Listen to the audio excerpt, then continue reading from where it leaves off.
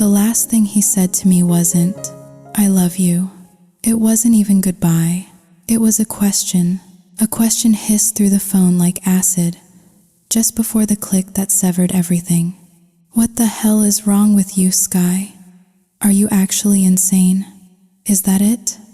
Are you the pathetic, mentally ill bitch everyone warned me about?" Click. Silence. The word bitch hung in the air of my empty kitchen, sharp and glittering like a shard of glass. I just stood there, the phone pressed so hard to my ear it hurt, listening to the nothingness he'd left behind. Mentally ill. He'd actually said it. The man who once promised to shield me from earthquakes, now causing the ground to rip open right under my feet. My name is Sky. I'm 24 years old, married for a year, no children. I'm a housewife, unemployed, a cliché. My husband, Eric, is a rising architect, co-owner of a successful firm with his two best friends, Leo and Mark. His income is more than stable. It's impressive. That's why, when we got married, he insisted I stay home. "You don't have to work, baby," he'd said, stroking my hair. "I've got this. I've got us." And I believed him. We even have a 3-story townhouse in a prime neighborhood that we rent out. So technically, even as an unemployed housewife, I have my own income. My life, on paper, was stable, perfect, even. It was only my husband who was becoming unhinged. We met 3 years ago, when I was studying abroad in London. There was a tube strike, a chaotic mess of people pushing, shoving, confused. I was panicked, completely lost, when I literally stumbled into him. Eric, an American architect working on a project overseas, a fellow countryman in a foreign city. The connection was instant. We became friends, then lovers. I was shy, easily overwhelmed by the big city. So he found this beautiful, sturdy, old brick apartment for me. "The walls are thick," he'd whispered, his arms around me. "Nothing can get to you in here." He told me the safest place of all was in his heart, and if I stayed there, I'd be protected for the rest of my life. How could I not fall for that? It was the sweetest, most intoxicating thing I'd ever heard. We were together for almost 3 years before we moved back to the States and got married. The romance, the grand gestures. It was a fairy tale, but then we moved in together, and the fairy tale began to curdle. Little by little, the cracks started to show. In the years since our wedding, living the quiet life of a homemaker, I'd found comfort in food. I went from 105 pounds to 130. I saw it in the mirror, felt it in my clothes. I started looking up weight loss pills, doing home workout videos, until my muscles screamed, but the scale wouldn't budge, and the shy girl Eric had fallen for, she had evolved. At home, all day, with no one to talk to, the silence became a living thing, a presence I had to fight. So when Eric came home, the words would just spill out of me, a dam breaking. I needed to connect, to share, to fill the quiet void of my day, but he didn't see it that way. To him, I just talked too much. He didn't understand. Could he even imagine what it's like to have your entire world shrink to the 4 walls of a house? To have the only adult conversation of your day be with the man who walks through the door at 7 p.m., already tired of you before you've said a word. I'll admit it, I became a talker, but only with him, because I loved him. I loved our little life, our home. I loved him more than anything. My talking. Can't you see? It was just my way of caring.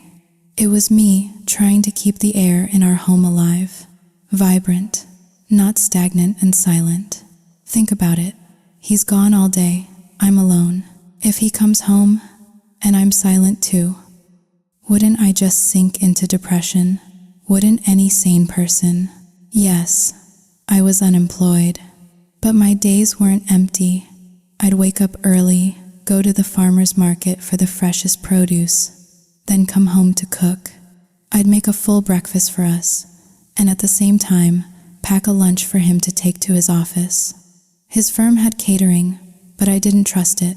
I worried about hygiene, about him eating greasy takeout, so I made his lunch every single day. His favorite dishes, cooked exactly how he liked them. Healthy, clean, made with love, I thought. Is less than #0. 3# is greater than I thought. That was the best thing for him. During the day, I cleaned. I cleaned until the hardwood floors shone like dark mirrors. Every surface was dusted, every corner spotless. In the afternoons, I'd tend to my small backyard garden. I grew all our vegetables, so we always had fresh, organic produce. Then, I'd start dinner, waiting for the sound of his car in the driveway. This was my routine, day in, day out, for a year. A neighbor once asked me if I ever got bored.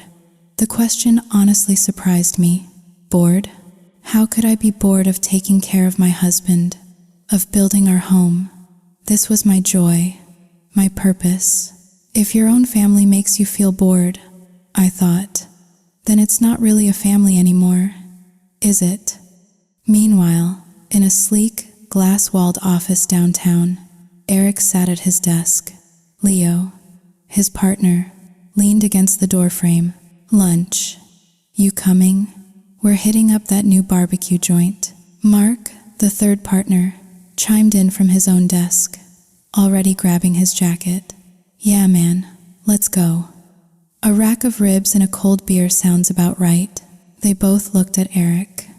Mark glanced at the insulated lunch bag, sitting pristinely on the corner of Eric's desk. He sighed dramatically.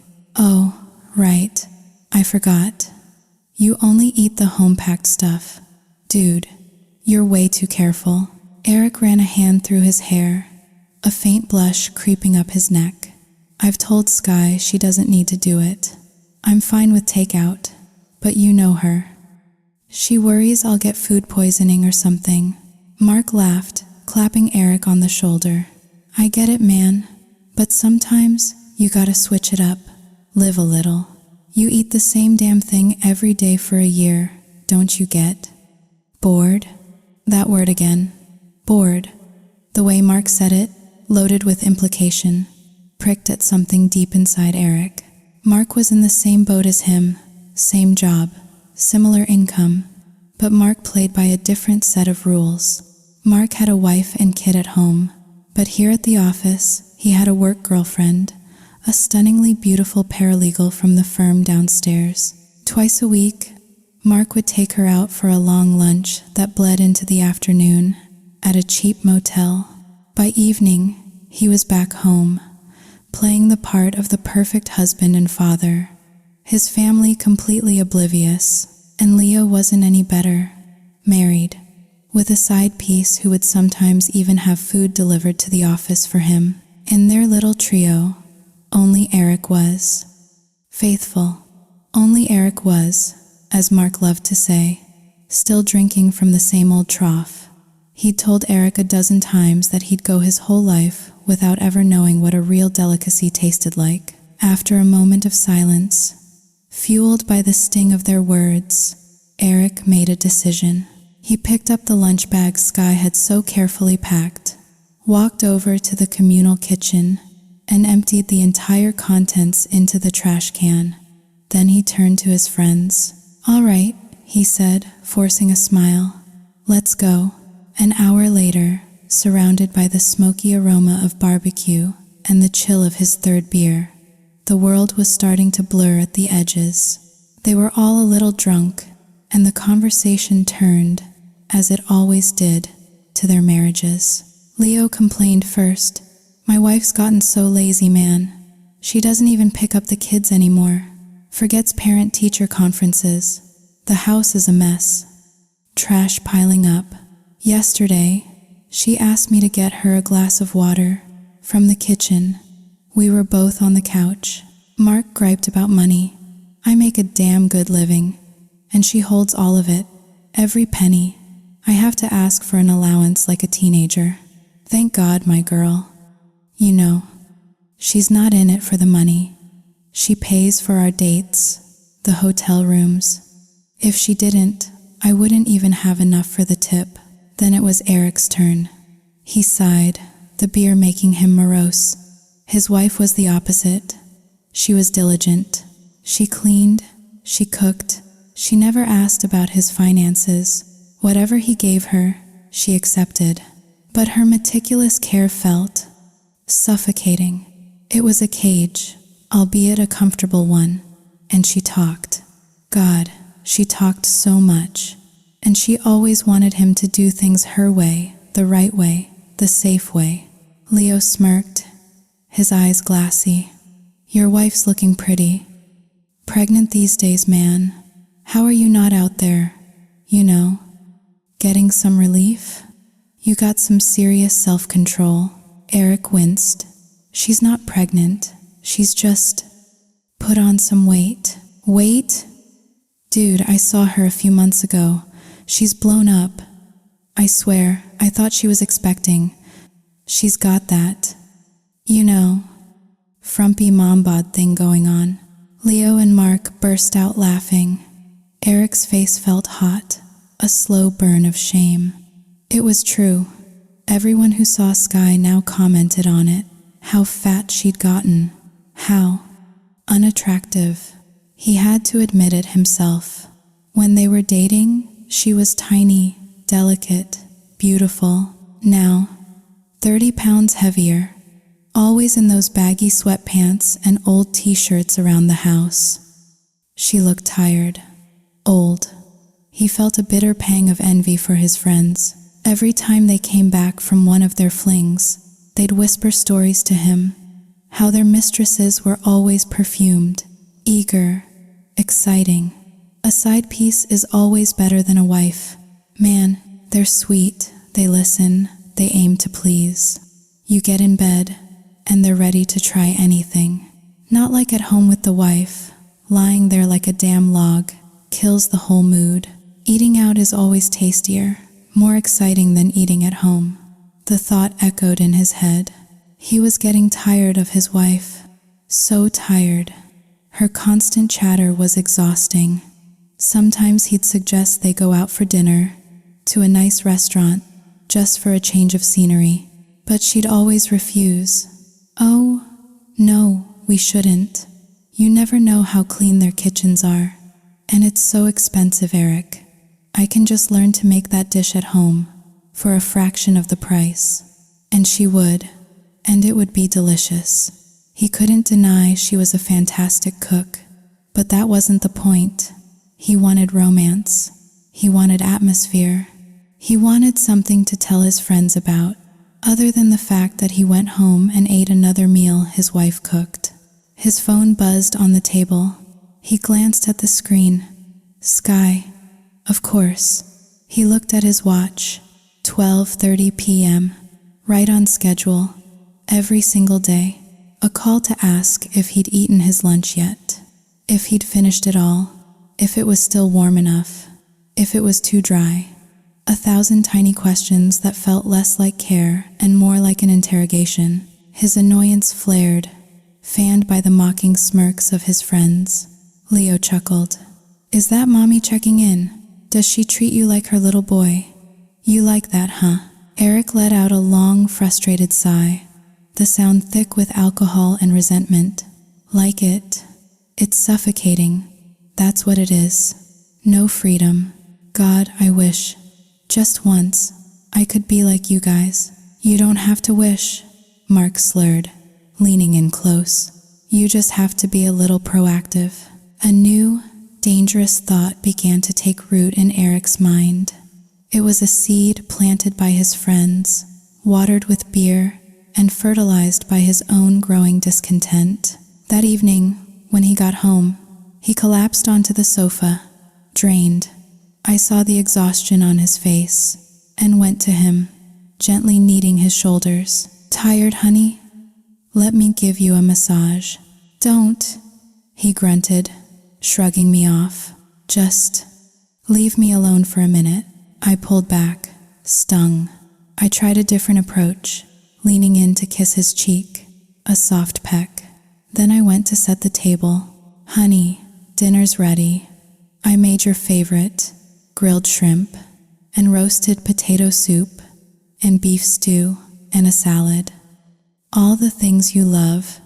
I called out the menu, hoping to entice him. Come on, babe, let's eat. He sat down, and I followed, my own plate full. Oh, Eric, I sold those old plastic chairs today, the ones cluttering up the patio. And that old desk, I gave it to Mrs. Gable down the street. She runs that little breakfast taco stand, you know? And guess what? I worked out for 2 whole hours today. I am so determined to lose this weight and get back to how I was. I have to start eating less, though. It's so hard when I cook all this good. Sky. His voice was flat, cold. Can you just eat? And let me eat? Can we have some quiet? Oh, you're being grumpy with me again. Don't you love me anymore? I'm trying to eat, he said, his voice rising. And you're just buzzing in my ear. How am I supposed to swallow with you chattering like that? And with that, he threw his fork down, the clatter echoing in the tense silence. He stood up and walked back to the living room, leaving me alone at the table with a feast made just for him. I knew something was wrong. He was acting so strangely, getting angry over a little conversation during dinner. We only had the evenings together. Was a little cheerful chatter too much to ask for? I had a sinking feeling, a cold dread creeping into my heart. He was getting tired of me. He went to bed without another word. I didn't understand. Was it work? Was he under too much pressure? He complained that I talked too much, that it exhausted him. Okay, I can fix that. I'll try to talk less. I'll stop chattering about my day. Seeing him so stressed, I decided to redouble my efforts. I went to the market and bought all his favorite foods, the most expensive cuts of meat, organic vegetables. I would nourish him back to his old self, but he barely ate. If I eat all this rich food, I'll end up fat and ugly like you, he mumbled, pushing his plate away. The words hit me like a physical blow, a direct insult. Are you calling me fat? Eric, I stammered. Well, do you think you're thin? Go look in a mirror, Sky. Just look at yourself. And we don't even have kids yet. I can't imagine what you'll look like after you give birth. I'm still 130, I said, my voice trembling. I haven't gained any more weight. You used to be 105. You were beautiful then. Now, you're just ugly. The way you dress, these sloppy clothes. You look like you've already had 3 kids. My friends were saying it. They saw you a few months ago and thought you were pregnant. It's embarrassing, Sky. It's fucking embarrassing. I just stood there, absorbing each word like a punch. I have 13 extra pounds, that's all. And it makes me look that bad. Yes, and your hair always just pulled back in a messy bun. And your clothes. You look like a slob. I feel ashamed of you. The other day, there was a company dinner, a formal event. I didn't take you. I couldn't. I was too ashamed to be seen with you. Do you understand? He just kept going, unloading every single one of his disappointments, every ounce of his dissatisfaction with me. And as he spoke, a horrible clarity washed over me. I listened, and I learned. I promised him I would change. I would lose the weight. I would dress better. I would do my hair. I would exercise. And most importantly, I would talk less. I would only speak when it was absolutely necessary. I would do anything, change anything, to save my marriage. I took his hand, my eyes pleading. Eric, just give me some time, please. I can change. I promise. How long? He asked, his voice devoid of emotion. 3 months. Give me 3 months. I'll lose the weight. I'll be beautiful again, like I was before. He scoffed. You'll never do it. Why make promises you can't keep? I can. I will. You have to believe in me. Just give me one more chance. Please. He sighed, a long, weary sound. Fine. 3 months. But if you don't change, Sky, I think we're done. I think we'll have to go our separate ways. I nodded, unable to speak. I turned and walked into the bathroom, locking the door behind me, just so he wouldn't see the tears streaming down my face. He was really tired of me, so tired, he was already thinking about divorce.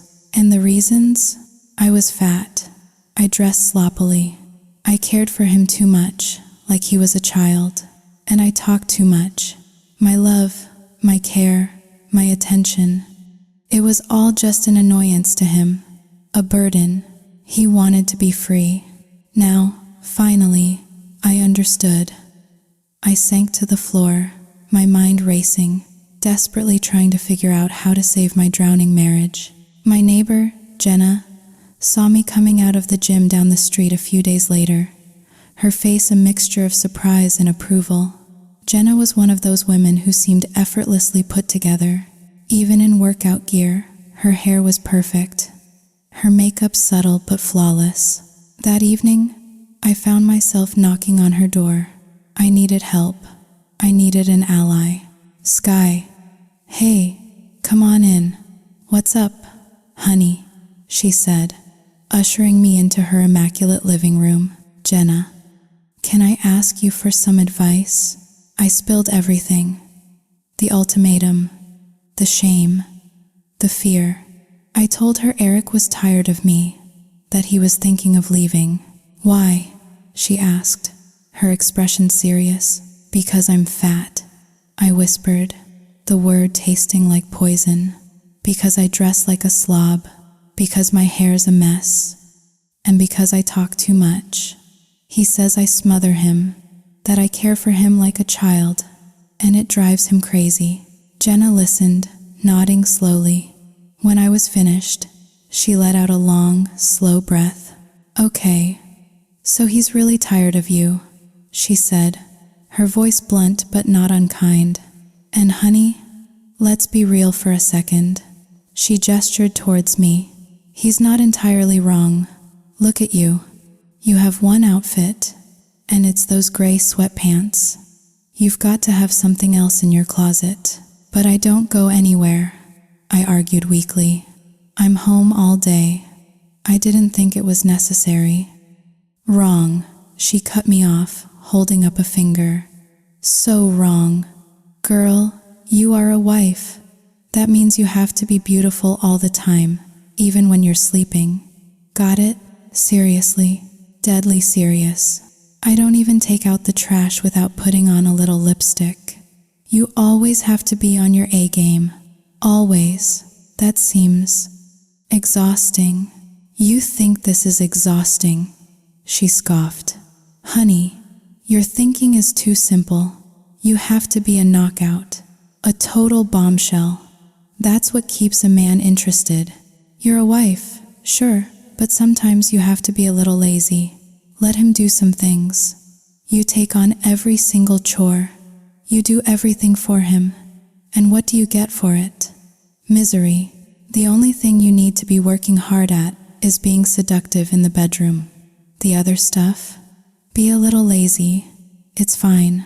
So I'm doing too much, I asked, confused. Of course you are. Look at me. I'm a housewife too, but I'm always beautiful, always desirable. My husband comes home from work, and he can't wait to be with me.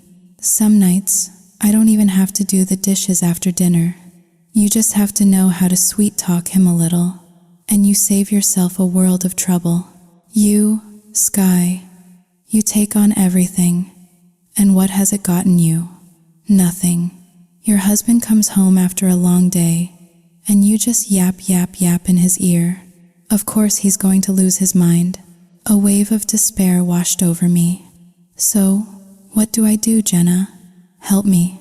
I don't want a divorce. Her expression softened. Do you want to change? Really want it? Yes, I said, my voice thick with emotion. Yes, I'll do anything. Okay then, she said, a determined glint in her eye. I'll help you.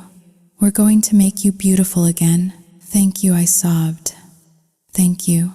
First things first, we're taking you to my salon for a new hairstyle. Then we're going shopping for new clothes. After that, we focus on the weight. What are you at now? 130. Okay. Goal is 1 to 10. We need to get you eating less and exercising more. Stick with me, and in a month, you'll be a new woman. Okay, I nodded, wiping my eyes. And we need to invest in a good skincare routine, she added, tapping her own glowing cheek. Look at my skin, smooth, dewy. If you're gonna do this, you do it all the way. Beauty from the inside out, head to toe. You get me? Yes, can. Can you help me buy the right stuff? I'll buy it for you, girl. And twice a week, you're coming with me to my spa for a facial. I guarantee you, after 1 month, your face will look completely different. From that day on, I followed Jenna's plan religiously. I got my hair styled and colored. I got a manicure. I started a 10-step skincare routine.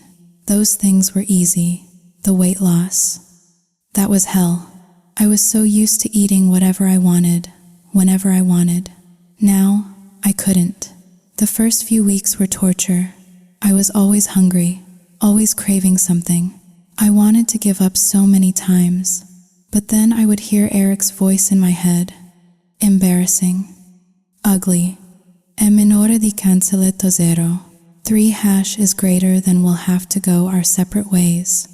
I couldn't let him leave me because I was fat. I just couldn't. I ate less. I exercised more. I pushed through the pain and the hunger. After 1 month, I stepped on the scale. I'd lost 10 pounds. I was so happy. I burst into tears. Jenna was my rock, my coach, my cheerleader. She kept pushing me, motivating me.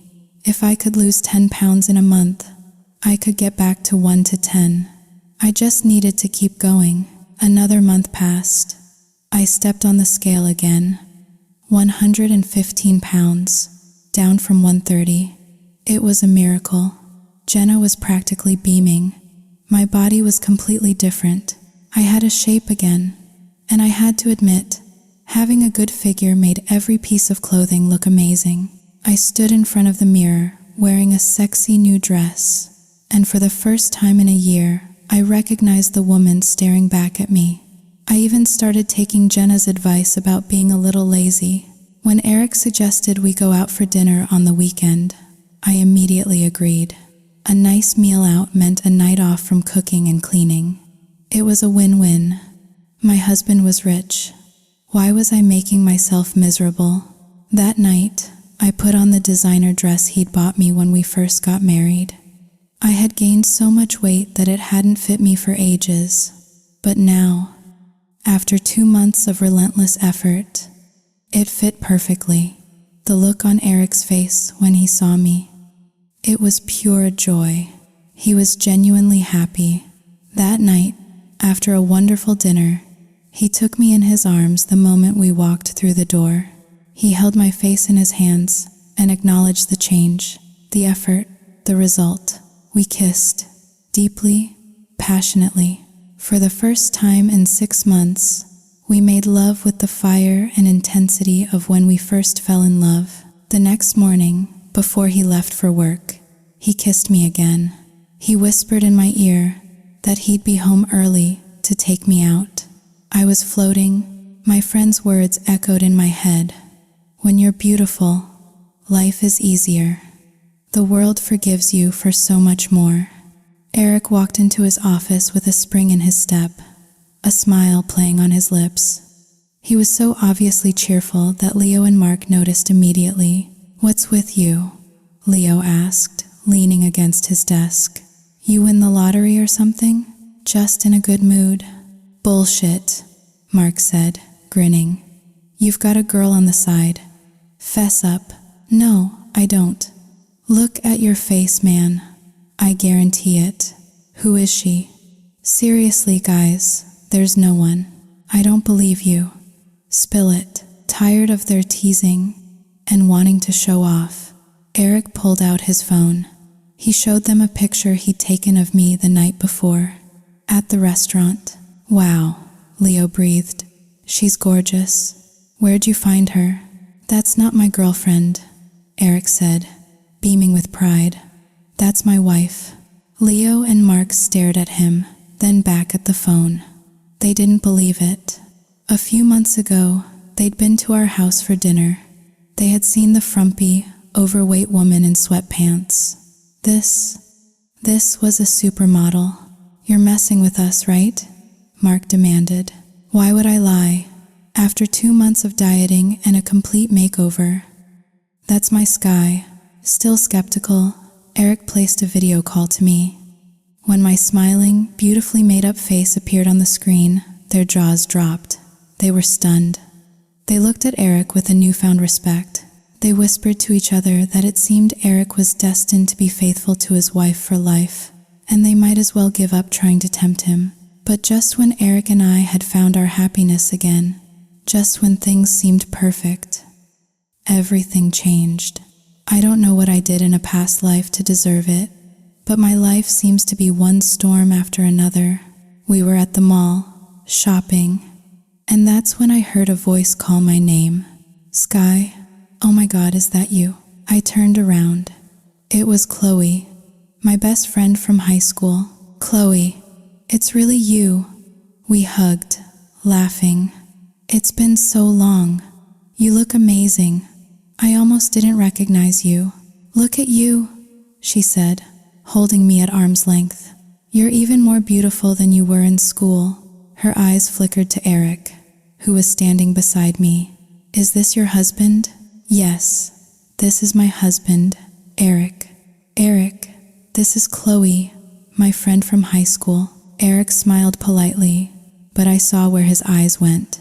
Straight to the deep V of Chloe's blouse, to her full, pale cleavage. He looked away quickly, a flicker of embarrassment on his face. Who dresses like that in the middle of the day? I could practically hear him thinking it. We found a cafe to catch up. Do you work around here? I asked her. Yeah, I'm a loan officer at the bank, just across the street. I rent an apartment nearby. What about you? What are you up to? Oh, I'm not working. I'm a housewife. My husband takes care of me, I said with a little shrug. Wow, she breathed, her eyes wide with admiration. You're the luckiest girl in the world. To marry a man who lets you live a life like that. Every woman dreams of that. I saw Eric puff his chest out slightly, basking in the compliment. Chloe wasn't just beautiful, she was charming. She knew exactly what to say to make people feel good. Before we left, we exchanged numbers, and I insisted she come over for dinner sometime soon. Of course, Chloe agreed immediately. She was new to the city, she said, and was always looking to make more friends. She wanted a better life, she explained, and was always looking for someone to lean on. 2 days later, she showed up at our house.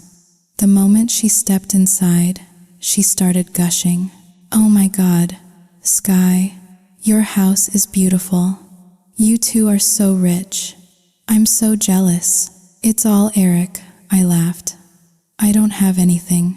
I wish I could marry a man like your husband. She sighed dramatically. You're so beautiful, Chloe.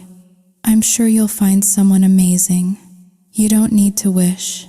We sat and talked for hours. Chloe started complaining about her apartment search. The place I'm in now is a nightmare. The roof leaks every time it rains. I'm desperate to find a new place. That's when I remembered our rental property. The tenants had just moved out the month before, and we hadn't found anyone new yet. You know, I began, We actually have a townhouse we rent out. It's in a great location, but the rent's a little high. Maybe you could find a roommate to share it with. We just had it built last year. It's beautiful and has all the modern amenities. Chloe's eyes lit up. Really? What's the rent? Well, to be honest, we were renting it for $2,000 a month. It's a really nice place. $2,000. Her face fell. My entire take-home pay is only $3,000 a month. If I paid that for rent, I'd have nothing left. That's why I said you should find a roommate, I suggested gently. It would be tough on your own. Let me see if I can find someone. I'd much rather rent from someone I know. My current landlord is such a pain. Of course, let me know. We're friends. I wouldn't overcharge you. Thanks, Sky. You're the best. She paused. Can I see it? Maybe now. I took Chloe to see the house. It was a beautiful, fully furnished property on a tree-lined street with a garage, a large backyard, a flower garden, and even a few fruit trees. It was even nicer than the house Eric and I lived in. Chloe's jaw dropped. This is incredible, Sky. I truly admire you and your husband. It's all Eric's hard work, I said. He's a great provider. That's why I haven't had to work since we got married. You're so lucky. Just stay home and enjoy life. That's the dream. Well, I confessed, it hasn't always been perfect. We had a really rough patch recently. It took a lot of work to save our marriage. Nothing is ever without its storms, you know. What happened? She asked, her eyes wide with curiosity. Tell me. Oh, it's a long story.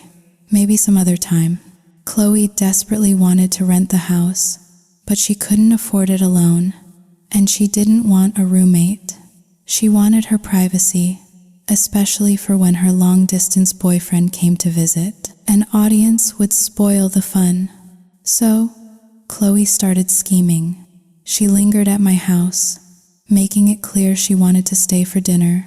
And me, being a soft touch, a people pleaser, I happily went to the market to buy groceries to cook for her. After all, we'd been best friends for 3 years in high school. While I was out shopping, Eric came home. Eric walked in to find Chloe alone, lounging on the sofa.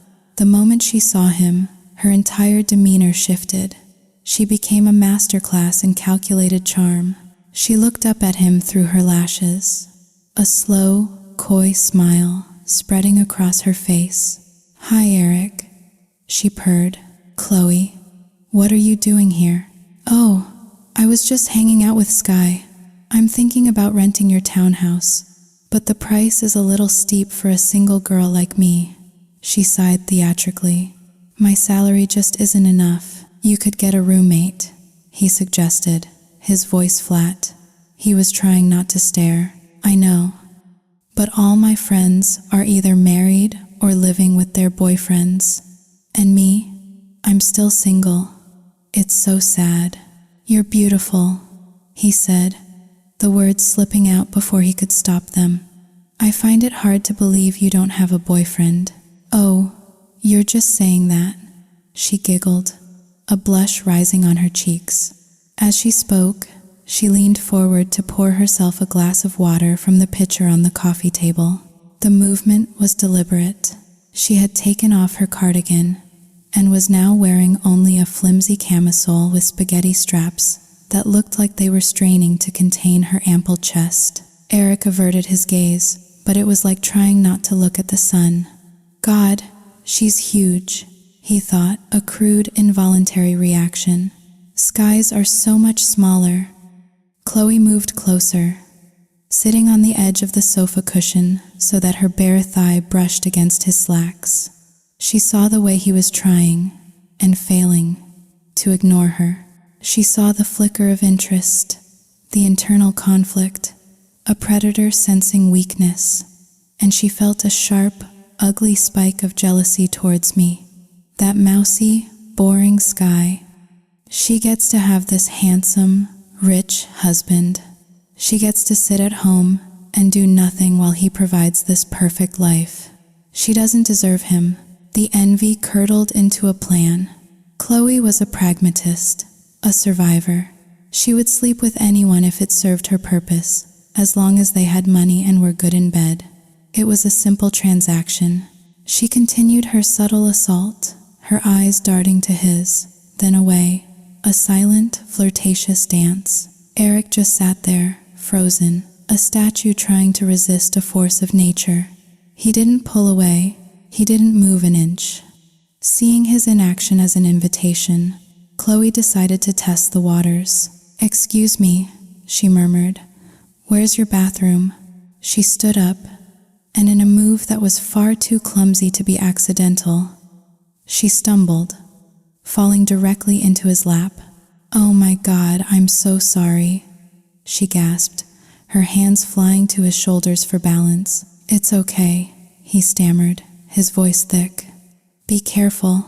But she didn't move. Instead, she took the opportunity to press her body against his. She wrapped an arm around his neck, her breasts crushed against his chest. She knew he was aroused. She could feel it. The game was won. "Eric," she whispered, her voice husky, "you're so handsome." I'm not. "You are. You're so charming. The first time I met you, I wanted to say it then. I think I'm falling for you, Eric." His face flushed a deep crimson. He couldn't refuse this. A beautiful, buxom woman was throwing herself at him. The taunts of his friends echoed in his mind. "You'll go your whole life without knowing what a real delicacy tastes like, only ever eating your wife's home cooking."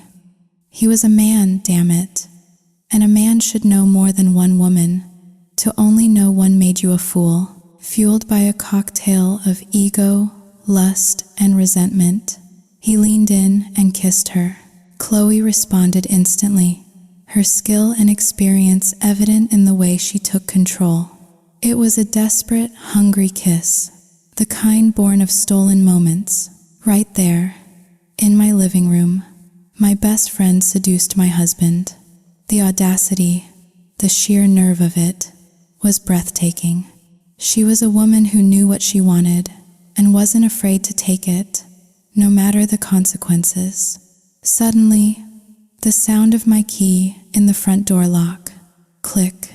Panic. "Shit, Sky's back," Eric hissed, scrambling off the sofa and bolting for the downstairs bathroom. Chloe, as cool as a cucumber, simply smoothed down her dress, sat back on the sofa, and picked up her phone, scrolling through it as if nothing had happened. I walked in, laden with grocery bags. "You're back," I said to her, smiling. "Yeah, your husband just got home too. I think he's in the bathroom." "Oh, good. Let's get started on dinner." In the kitchen, Chloe and I chopped vegetables side by side, chatting and laughing. I was completely oblivious, a happy fool, chattering away to the viper I had invited into my home. I was losing my husband and paying for the traitor's dinner at the same time. The irony was so thick you could choke on it. When dinner was ready, I went upstairs to get Eric. "Honey, are you done with your shower?" "Yeah, I'm done," he called from our bedroom. He came out, and I immediately noticed how flushed he was. His entire body, from his neck to his chest, was a blotchy red, as if he had a fever. "Eric, you're so red. Are you sick? Do you have a fever?" No, I'm fine," he said quickly, avoiding my eyes. "Let's go eat." He breathed a silent sigh of relief when I didn't press the issue. Of course he was flushed. He'd just had a frantic, adrenaline-fueled sexual encounter. Thinking about it now, he could still feel the rush. One taste of something new is worth 1,000 familiar meals. His friends were right. The thrill was indescribable. At the dinner table, Chloe kept up the charade. She would look at me and talk, but under the table, her foot was constantly, shamelessly, rubbing against Eric's leg. He'd already taken the bait, so now she was reeling him in. "Sky," she said, her voice full of carefully rehearsed sincerity. "I've thought about it. I'd like to rent the townhouse." "Are you sure?" I asked, surprised. "It's $2,000 a month. I'm sure. I just texted a friend of mine, and she's going to move in with me, but not until next month. I'll cover the full rent myself for the first month." "Oh, okay. If you're sure. It's a bit of a stretch for one person." "I know, but I've made up my mind. The location is perfect, and it's your house, so I feel safe. My old place is just awful, especially when it rains." "Well, then it's settled. You can move in whenever you're ready." "Thanks, Sky. I'll start moving my stuff over tonight." "Do you think? Could you help me move a few things? I don't know how to drive, Chloe." "Oh, then maybe your husband could help?" she asked, her eyes flicking to Eric. "Of course," Eric said, a little too quickly. "The first month, since Chloe is paying on her own, we should give her a discount. Right, honey?" "Yes, of course. We can knock off a couple $100 for you, Chloe. You guys are the best," she gushed. "Here, let me get your bank details, Sky. I'll transfer the money right now. I don't carry much cash." I felt a little awkward. "Oh, I don't really use a bank account. Eric just keeps the money in the safe at home, and I take what I need. I haven't needed an account since we got married." "Okay," she said smoothly. "Then I'll just transfer it to Eric's account. Is that all right?"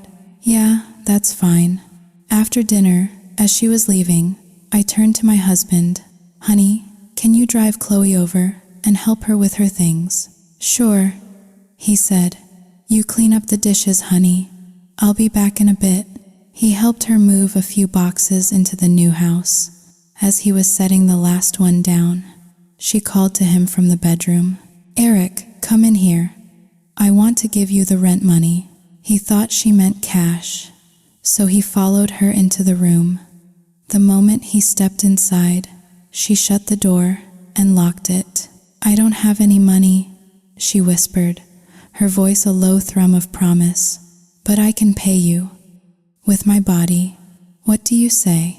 You let me live here for free, and I'll let you sleep with me for free. Do we have a deal?" He didn't even hesitate. "Deal." Back at home, I finished the dishes and sat on the sofa to wait for him.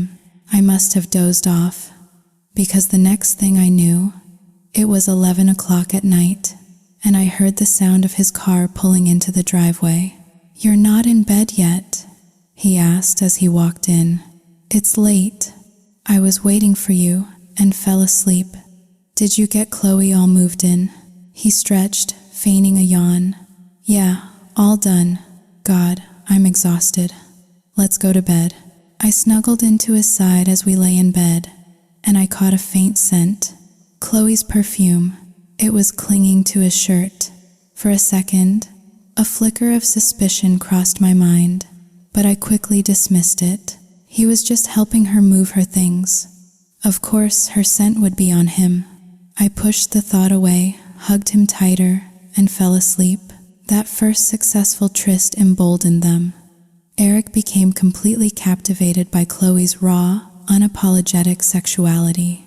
He thought about her all day at work, fantasizing. Leo and Mark noticed the change in him immediately. "Okay, you're definitely hiding something," Leo said, cornering him in the break room. "You've got that look." "What look?" "The look of a man who's getting some on the side. Am I right?" Eric just smiled and nodded. "Let's just say, you guys were right." "I knew it," Mark exclaimed, high-fiving him. "Who is she?" "Anyone we know." "She works somewhere else," Eric said cagily. "I'm not stupid enough to get involved with someone at the office. Too messy." Leo and Mark whooped with delight. Their quiet, faithful friend had finally joined the club. They had no idea that the poison they'd been dripping in his ear for months had finally taken root, turning him into the very man they were. He fell deeper and deeper into the affair, And Chloe, a master manipulator, played her part to perfection. She was so brazen, so confident, that for an entire month, I suspected nothing. She would even come over to our house to hang out, to have dinner, all while sleeping with my husband behind my back. One Sunday morning, she showed up bright and early. Eric and I were still in bed. It was his day off, so we were sleeping in. The doorbell rang, insistent and jarring. "Who is that?" I mumbled into my pillow. "I don't know," Eric groaned. "Just ignore it." But the ringing continued, a relentless assault on our peaceful morning. "Eric, get up." I nudged him. "Go see who it is." He grumbled and stumbled out of bed. Who the hell comes over this early on a Sunday? He opened the door, his eyes still half closed. "Who is it?" "It's me, silly." He blinked, his eyes focusing. His blood ran cold. It was Chloe. "Chloe?" he stammered, his mind racing. "What? What are you doing here?" "I came to visit you and Sky," she said cheerfully, stepping past him into the house. He was terrified, his heart pounding in his chest. "Are you crazy? What if Sky finds out?" Chloe just laughed and winked at him. "I'm not scared. There's nothing to be scared of. You're the one who's scared, not me. Just act normal. Be cool. Your wife won't suspect a thing." "I'm not kidding, Chloe. You need to leave." "And I'm not leaving. What are you so afraid of? If Sky finds out, she finds out. Big deal." She looked at him with disdain. "You're such a coward. I'm disappointed in you." She breezed past him into the living room, completely unfazed. Eric's face was pale with fear. He couldn't believe how reckless she was. "Sky," she called out. "Are you still in bed?" Hearing her voice, I got up and came out of the bedroom. "Chloe, what are you doing here so early?" "Early? It's after 8. I get up at 6 every morning to work out." "That explains your amazing figure," I said, yawning. "I brought some fruit. Let's have it for breakfast. You go brush your teeth, and we'll eat." As soon as I disappeared into the bathroom, Chloe walked up behind Eric and brazenly squeezed his butt. "Nice," she whispered. He shot her a furious look. "You are insane. My wife is right there." "I'm not scared of your wife. Only a fool would be scared of her. Besides," she purred, "I like the danger. You need to calm down." She responded by wrapping her arms around his neck and giving him a quick, hard kiss. She was playing with fire, right in my own house. Most men went out looking for trouble. With Eric, trouble came right to his front door. Chloe had breakfast with us. Then, instead of leaving, she just stayed.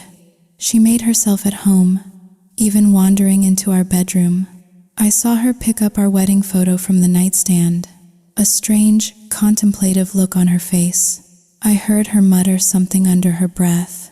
Eric must be colorblind to marry a dimwit like Sky. She doesn't deserve him. I'm the one who's a perfect match for him. For lunch, she stayed again. While I was in the kitchen doing the dishes, she was in the living room, peeling fruit for Eric. I couldn't hear what she was saying, but I could see them through the doorway. Her eyes were locked on his, a predatory gleam in them. "Come over to my place later," she whispered to him. "Later? Sky and I are supposed to go shopping this afternoon." Her face instantly soured, a flash of pure, possessive jealousy. The mistress was jealous of the wife. "So you're taking her shopping?" she pouted. "When will you have time for me?" "I'll come over tonight," he placated her. "It's too risky during the day. The neighbors might see." "So what? If anyone asks, you can just say you're helping me fix a leaky faucet or something. It's a piece of cake, Eric." In the end, he caved. He always caved. He told me something urgent had come up with a client, and he had to leave. And then he spent the entire afternoon at Chloe's, in her bed. This became their routine. It had been 3 months since Chloe moved into our rental, and every single Sunday, like clockwork, she would come to our house and spend the entire day. At first, I didn't think anything of it, but slowly, a vague sense of unease began to creep in. It was the way she dressed whenever she came over. Skimpy camisoles, short shorts that left nothing to the imagination. It was too much, too deliberate. She knew my husband was there. Shouldn't she show a little more modesty? But she was my friend, my best friend. How could I bring it up without sounding jealous or crazy? So I said nothing. A man is a man, after all, and a man will always look. I just hoped Eric was stronger than that. Then, one day, I was at the market with Jenna. She turned to me, her expression uncharacteristically serious. "Hey, Sky," she said, lowering her voice. "What was Eric doing at the rental house last night?" The rental house. Chloe's house. I felt a cold knot form in my stomach. "Last night, he told me he was out for a beer with Leo." "Are you sure?" Jenna asked, her eyes searching mine. "Because I saw him, around 8 p.m. You must have been mistaken. He was with his friend. I was on my balcony, hanging up laundry. I saw him clear as day." "Sky, I'm gonna tell you something, and I want you to really think about it, okay? That friend of yours, Chloe, I don't like her. The way she dresses, it's vulgar. And the way she gets all flirty and bats her eyes the second a man is around. You need to be careful. I don't want to see you get hurt." Her words echoed my own unspoken fears, but I pushed them away. Loyalty, trust. Those things had to mean something. "Oh, Jenna, she's just a little flashy," I said, trying to convince myself as much as her. "But she's a good person. She's my friend. I trust her." "You're not afraid of losing your husband?" "No, that won't happen." Jenna sighed, a sad, frustrated sound. "I've seen him go over there twice now, late at night, and I've seen her open the door for him. Something isn't right, Sky. I'm only telling you this because I care about you, not because I want to cause trouble." "I know," I said, forcing a smile. "I appreciate you looking out for me, but really, it's fine." "Okay," she said, though her face told me she didn't believe it for a second. "Just be careful. A woman's heart is a complicated thing. You need to be more observant." I tried to dismiss her warning, but the seed of doubt had been planted. That evening, when Eric came home, I decided to ask him directly. "Honey," I began, trying to keep my voice casual. "Last Thursday night, did you go over to Chloe's house around 8? He froze for a split second, his mind scrambling. Yeah, why? You told me you were going out for a beer with Leo." "Oh, right. I remember now," he said, forcing a laugh. "I was just leaving when Chloe called. Her kitchen faucet was broken, water everywhere, so I went over to fix it for her, and then I went to meet Leo. The faucet was broken. Yeah, I had to replace the whole thing." "Why are you asking all these questions all of a sudden?" "Oh, no reason," I said quickly. "Just, people are saying things, unpleasant things. I wanted to ask you myself." He looked nervous, anxious.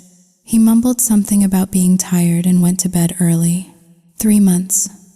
3 months of free rent, free meals every weekend, and a rich lover on the side. Chloe was feeling pretty good about herself. Eric is a goldmine, she thought. I should try to get some more money out of him. Start a little business, maybe. I can't be a bank teller forever. That night, she sent him a text. "Chloe, hey, handsome, can you wire me some money?" He was used to this. She asked for small amounts here and there, and he never refused. Eric, sure babe. How much do you need? Chloe, just $50K. Eric stared at his phone. $50,000. Eric, $50K. What for? Chloe, family emergency back home. The amount was too large. It made him hesitate. Normally, she'd ask for $1,000 or $2,000, and he'd send it without a second thought. But $50,000, that required some consideration. He went over to her place that night to talk about it. The moment he walked in the door, she was on him, her dress already unzipped, her lips on his neck. They tumbled into bed, a frenzy of limbs and mouths. Half an hour later, as he was getting dressed, she brought it up again. So, honey, she purred, tracing circles on his bare chest. About that $50K. You're going to be generous with me, right? I take such good care of you. $50,000 is a lot of money, Chloe. It's not that simple. What do you really need it for? I told you. It's for family. Be specific. If it's a legitimate need, I'll think about it. Seeing him hesitate, seeing him be stingy, her demeanor changed in an instant. The seductress vanished, replaced by a petulant child. You're really going to be cheap with me? After everything I do for you? Cheap? Am I cheap with you, Chloe? You live here rent-free. I give you $5,000 a month for spending money. You get everything you want, and you give nothing in return. And you have the nerve to call me cheap. A few $1,000s can't compare to my love, she shrieked. The way I please you. So, are you giving me the $50,000 or not? I don't have that kind of cash just lying around. Here. He pulled a few bills from his wallet and tossed them on the bed. Take $500. That's all I can do for you this month. Her face hardened into a mask of cold fury. Are you kidding me? I ask for $50,000 and you give me $500. I don't want it. Fine. Don't take it. He started to put on his shirt. That's when she picked up her phone. She tapped the screen a few times and then held it out for him to see. It was a video of them in this very bed, writhing, sweating, moaning. Do you want your wife to see this, honey? She asked, her voice dripping with venom. He stared at the screen, his blood turning to ice. You filmed us. I'm not trying to blackmail you, she said with a saccharine smile. I'm just protecting my interests. I sleep with you once a week, sometimes 2 or 3 times. I treat you like a king. Is it so wrong for me to get a little something in return? You're being unreasonable, Chloe. I think you should be reasonable, she countered, her voice dangerously quiet. Don't make me send this to Sky. You'll be in a world of trouble. He was trapped, furious, humiliated, but trapped. He knew he had no choice. He had to give her the money. He transferred the $50,000. He thought that would be the end of it. He was wrong. It was only the beginning. Now that she had leverage, she used it. A week later, it was another demand. Then, another. She was bleeding him dry. She even quit her job at the bank. Why work for a meager salary when she had a personal ATM who was terrified of his wife finding out the truth? Today was the anniversary of my father's death. My whole family was gathering at my mother's house. I was in the kitchen, helping my mom and my aunts prepare the food. My aunt pulled me aside. So, Sky, she whispered. Any news yet? News? What news? You know, a baby. It's been over a year. Not yet, Auntie. You two should get checked out. You need to have a child. A marriage is only happy when there are children. I know, we're planning on it. And that boy, Eric, is he good to you? He's wonderful, I lead. The food was ready. We were all sitting around the table, about to eat, when Eric's phone buzzed. It was a message from Chloe, a picture of herself, naked, spread out on her bed. It was accompanied by a text. I want you. Where are you? Come to me. He looked at the photo, at her perfect, voluptuous body. He wanted her, but he was at my mother's house. How could he possibly leave? He texted back, I can't. I'm at a family thing. A moment later, another photo arrived. This one was even more explicit. A close-up. I miss you so much. Please come. He couldn't resist. The pull was too strong. He stood up, clearing his throat. Everyone, I'm so sorry, he announced. Something's come up with work. I have to go. I followed him to the door. Where are you going? A client. I had a meeting scheduled for tomorrow, but they just flew in today. I have to go.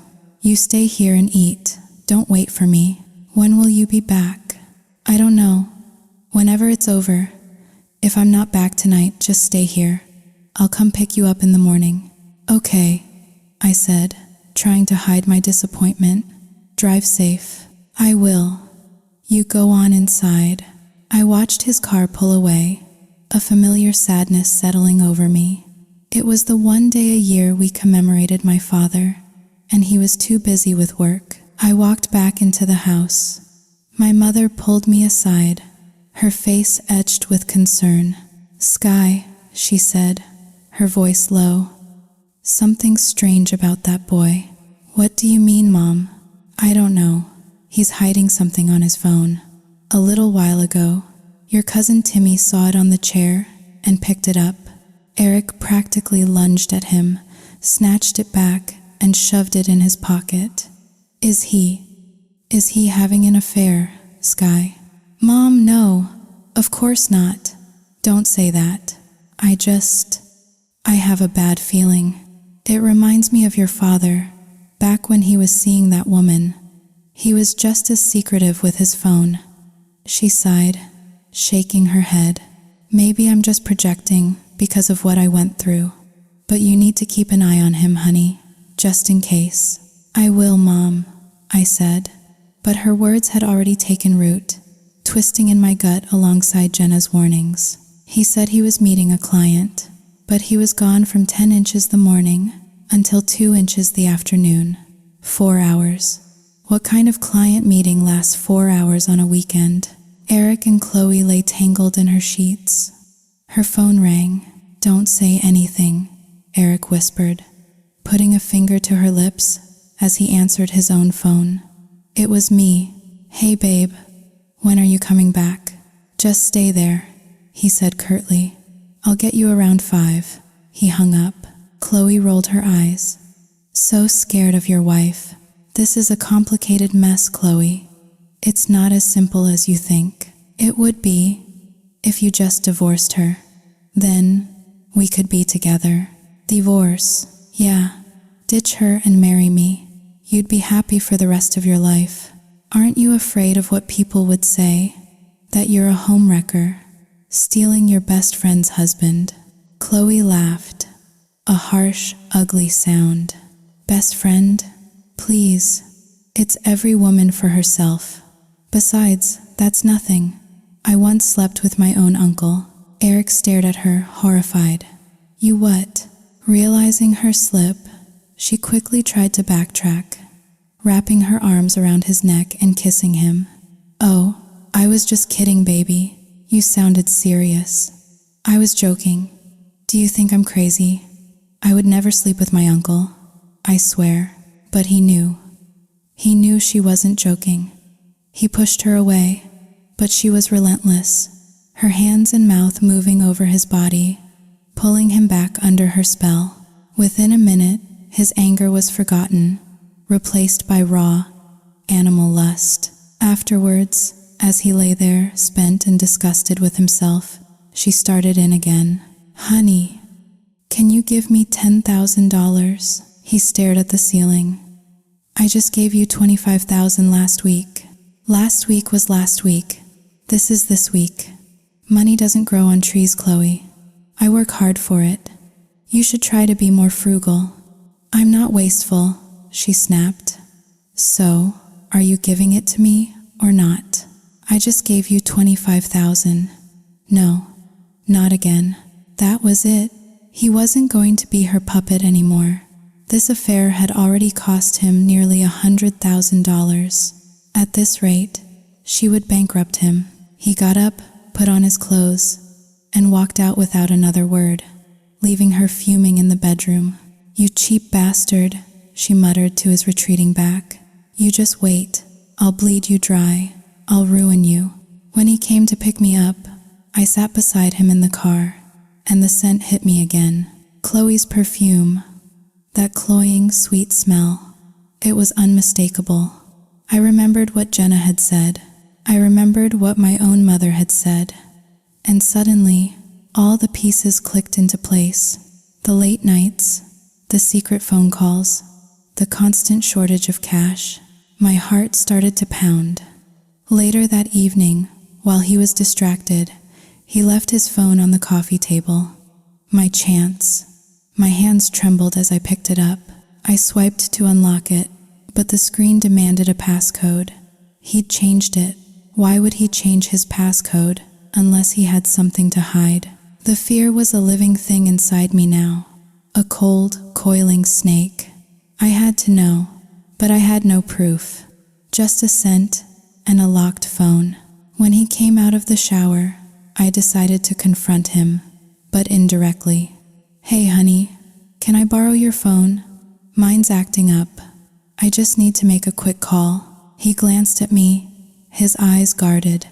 "What's wrong with yours? It's frozen. I'll take it to get fixed tomorrow. Can I just borrow yours for a minute?" "Mine's been acting weird too," he said, a little too quickly. "The calls keep dropping. Just let me try," I insisted. "No, it won't work." My patience snapped. "What is wrong with you? We're married. Why can't I borrow your phone? My phone doesn't have a passcode. You can look at it whenever you want, but I can't even touch yours? Are you hiding something from me?" "Hiding what?" "I'm not hiding anything." "Then let me see your phone." "Shut up, Sky," he roared. "You're starting to be unreasonable again. And don't forget what happened last time. You were the one who begged me to stay. You were the one who groveled. Don't start talking too much again, or we'll end up right back where we were." His words were a slap in the face. "So that's it? Because I begged you to save our marriage, you think you can disrespect me? You look down on me." "I'm not looking down on you. I'm reminding you. You're the wife. You should know your place. You should know when to keep your mouth shut." The contempt in his voice was undeniable. "I work my ass off to provide for you. Have you earned a single penny since we got married?" "No. I'm the one who takes care of everything." I laughed, a bitter, broken sound. "I wanted to go back to work. You're the one who wouldn't let me." "And what would you have done?" he sneered. "Gone back to being an elementary school teacher? How much would that have made you? Would it even be enough for your spending money? You're better off at home." He despised me. He despised my profession. "You're being unreasonable, Eric." "No, you're the one who's starting to talk too much again. And it's nonsense, just like before." "Fine," I said, my voice cold and steady. "I'll be quick. Where were you yesterday? Who were you with? Are you interrogating me now? I just want to know who you were with. You don't have the right to question me. Where I go, what I do, that's my business." "Your business," he said, jabbing a finger towards the kitchen, "is in there, cooking and cleaning. Understand?" We argued, our voices rising until we were shouting. Every word out of his mouth was a dismissal, an insult. He refused to let me touch his phone. Finally, he grabbed his keys and stormed out of the house. I collapsed onto the sofa, the tears I'd been holding back finally breaking free. I was alone, drowning in a sea of suspicion and heartbreak. At 11 p.m., he still wasn't home. A dreadful thought occurred to me. I slipped out of the house and walked the few blocks to the rental property, to Chloe's house. I hid in the shadows across the street and watched. A few minutes later, Eric's car pulled up. He dropped Chloe off at the corner, and she walked the rest of the way. He waited until she was inside before driving away. It was true. All of it. The man who had just screamed at me for questioning him had spent the evening with her.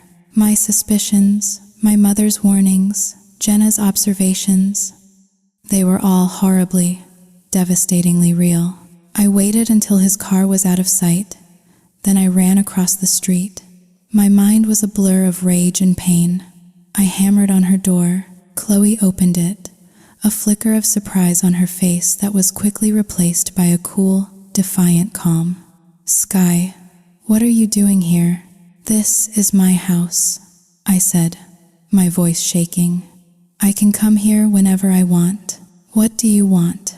she asked, leaning against the door frame. "I already paid the rent to Eric," she said, her voice laced with mockery. 3 months. For 3 months, she hadn't paid a single dime in rent. She'd been blackmailing my husband, bleeding him for thousands, and now she was lying to my face. I pushed past her into the house. On the sofa, I saw it. One of Eric's dress shirts, discarded carelessly. I picked it up, the fabric familiar in my hands. "This is Eric's shirt, you and my husband. You've been sneaking around behind my back, haven't you?" She didn't deny it. Her placid expression was all the confession I needed. She just smirked. "You're talking crazy, Sky. You keep this up, Eric's going to get really mad at you." "So, it's true," I whispered, the reality of it finally sinking in. "You really stole my husband." She tilted her head, a cruel smile playing on her lips. "Let's just say it is. What are you going to do about it?"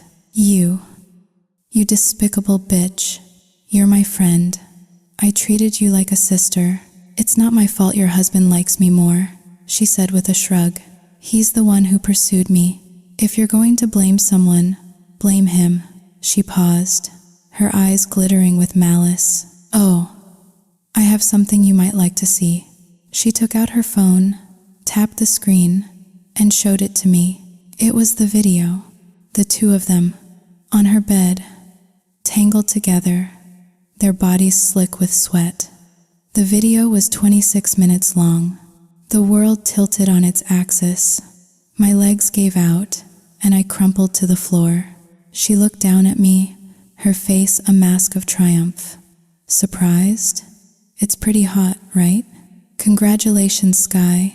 You just won the grand prize, a broken heart." The rage that erupted inside me was primal. I surged to my feet and lunged at her, my hands outstretched, my nails like claws. The next few minutes were a blur of screaming, scratching, and tearing at hair. Our years of friendship dissolved in a storm of violence. I was stronger. Fueled by betrayal and agony, I overpowered her. I pinned her down, slapping her face, again and again. But even with blood trickling from her lip, she didn't show a shred of remorse. She just laughed. "Go ahead. Hit me," she taunted, her voice raspy. "You can win this little fight, but I've already won the war. Eric chose me. Do you understand? He chose me. You're just a pathetic, washed up, stupid wife." I slapped her again. "Shut up. Have you no shame? You steal your friend's husband, and you're proud of it." "I didn't steal him. He came to me, willingly. Maybe you should take a look at yourself and ask why your husband couldn't stand to be around you anymore." I was about to hit her again when the door burst open. It was Eric. He grabbed me, pulling me off of her. "Sky, are you insane? She stole you from me," I screamed, struggling against his grip. "And you're a worthless bastard." The two of you, sneaking around behind my back. Chloe staggered to her feet, wiping the blood from her mouth. "We've been together for almost 3 months, ever since I moved in here. 3 months. From the very beginning, she had approached me with a plan. a cold, calculated seduction, and I, like a fool, had welcomed her into my home, into my life. I had been deceived by both of them, the two people I trusted most in the world. The pain was so immense, so overwhelming. I thought I would die from it. "You're despicable," I shrieked. "Why would you do this to me?" I broke free from Eric's grasp and lunged at him, but he was ready for me. He slapped me, hard. The force of the blow sent me stumbling backwards, my ears ringing. He glared at me, his eyes cold and full of hatred. "That's enough. You want to make a scene for the whole neighborhood to hear. Shut your mouth and go home." "You hit me," I whispered, my cheek burning. "You cheat on me with my best friend, and then you hit me." "Shut up. If you want a divorce, just keep screaming. You think I'm afraid to divorce you? You're dead wrong. I will divorce you." He laughed, a sound full of contempt. "Let's see if you can, or will you just come crawling back to me, begging me not to leave? Just like you did last time." That was it. That was the moment everything broke. The last time, I had begged him to stay, and now, he was using that vulnerability, that love, to mock me. He thought I was weak. He thought I couldn't live without him. By trying to save my marriage, I had only earned his contempt. He grabbed my arm, trying to drag me out of the house. "Let's go. Stop making a scene." I wrenched my arm away. "Don't touch me," I said, my voice dangerously calm. "You're filthy." And then I turned and walked away. I wanted to run, to disappear, to leave that house and never look back. But as I walked, a cold, hard resolve settled over me. I couldn't just leave. If I walked away now, with nothing, it would be too easy for them. They could be together, out in the open, while I became the woman who abandoned her home. And what about the year I had spent as his perfect housewife? Who would compensate me for that? I swallowed my pain, my rage, my humiliation. I walked back to my house, my home, and went to bed. I needed to sleep. I would figure out what to do in the morning. A little while later, Eric came home. He saw me lying in bed and had the audacity to try to lie down next to me. I shot up, blocking his path. "Get out. Go sleep in the other house. With your new love." "Sky, stop it. Am I wrong? You love my friend so much. Why don't you just tell me? I'll file for divorce, and you two can be together. Why sneak around? Do you really want a divorce?" "Yes. Draw up the papers. I'll sign them." "Fine. If you want to leave, leave. This house is mine. You have nothing here. So if you want to go, just go." "The house Chloe is living in," I said, my voice like ice. "We bought that together during our marriage. It's marital property, so don't you dare tell me I have nothing. Your whore is living in our shared property. So I'll stay here. It's a fair trade. Now, you get out. Go stay with her, and don't bother me again." He stared at me, dumbfounded. He was shocked. For the entire year of our marriage, I had been the docile, submissive wife. I had never once raised my voice to him, and now I was kicking him out of his own house. "You dare kick me out? I'm helping you, aren't I? Go be with Chloe. It's what you both want." "Fine," he spat, his face contorted with rage. "Fine, Sky." He grabbed his wallet and keys and stormed out of the house. The moment the door slammed shut, I buried my face in my hands and sobbed. The pain was a physical thing, a crushing weight on my chest. How could I have been so wrong about him? How could a marriage that started with so much love and promise end like this? I had fought for him, humbled myself for him, and in the end, it meant nothing. This time, there would be no more begging, no more compromises. He didn't respect me, and without respect, love is just a cage. Divorce was the only way out, the only way to save myself. Eric stormed over to Chloe's house. She was dabbing at her cut lip with a tissue when he burst in. "What's wrong?" she asked, feigning surprise. He collapsed onto her sofa with a heavy sigh. "From now on, until the divorce is final, I'll be staying here. You're staying here. I don't understand. Sky's staying there, so I'm staying here. What's not to understand?" "Wait," she said, her voice sharp. "You should have kicked Sky out. Why are you letting her stay in your house?" "Because we bought this house together. If I stay here, she stays there. That's the deal. Now, let's just go to sleep. I'm exhausted." "Fine," she said, a hint of steel in her voice. "But you're filing for divorce tomorrow, right?" "Yeah," he mumbled. But as he said the word divorce, a strange pang of regret shot through him. He closed his eyes, but sleep wouldn't come. I didn't sleep a wink that night. I just lay there, staring at the ceiling, replaying the entire nightmare in my head. Now I finally understood the pain of being betrayed by the two people you love most. It's a unique kind of hell. I had begged him, fought for him, humbled myself for him, and it was all for nothing.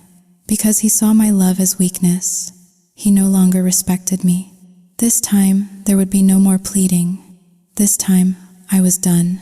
After a week of wallowing in my misery, I finally found the strength to face the ugly truth. I spent the entire morning packing. I took every single thing that belonged to Eric.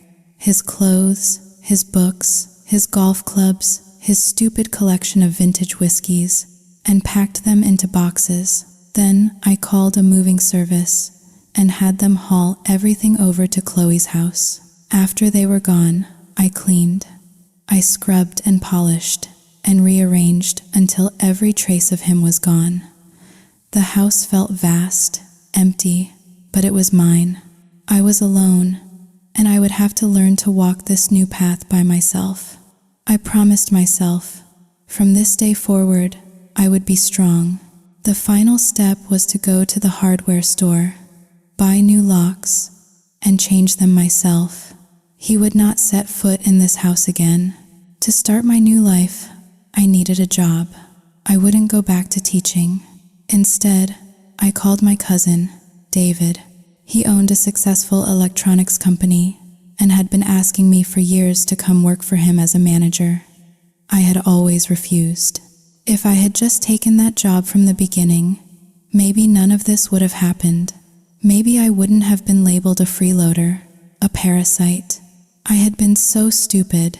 I had poured my entire being into being the perfect housewife, and what had it gotten me? Betrayal and contempt. So, ladies, let me give you a piece of advice. Never, ever believe a man when he says, "You don't have to work, honey, I'll take care of you." Because you might just end up like me. 2 weeks passed. I hadn't heard a word from Eric, and he hadn't sent over any divorce papers for me to sign. Impatient, I decided to go find him myself. I wanted this over with. I went to Chloe's house, but he wasn't home from work yet. Only Chloe was there. The moment she saw me, her hackles went up, as if she thought I was there to try and steal him back. "What are you doing here, Sky? Are you here to beg Eric to take you back?" "Don't flatter yourself," I said coolly. "I'm here to find out why he hasn't sent me the divorce papers yet. It's been 10 days. Let's get this over with. I'm tired of dragging it out." Her eyes widened in surprise. "But he already gave them to you. He told me he dropped them off the other day." "Well, he didn't." Chloe frowned and disappeared into the house. A minute later, she came back with a folder. She pulled out a document. The divorce petition. Eric had signed it, but he hadn't given it to me. He had left it in a drawer. "That liar," she muttered under her breath. "He told me he gave it to you. He still doesn't want to let you go, does he?" She handed the papers to me. "Here." He signed it. "Good. I'll sign it and file it myself." I turned to leave, but she stopped me. "Are you just going to leave like that?"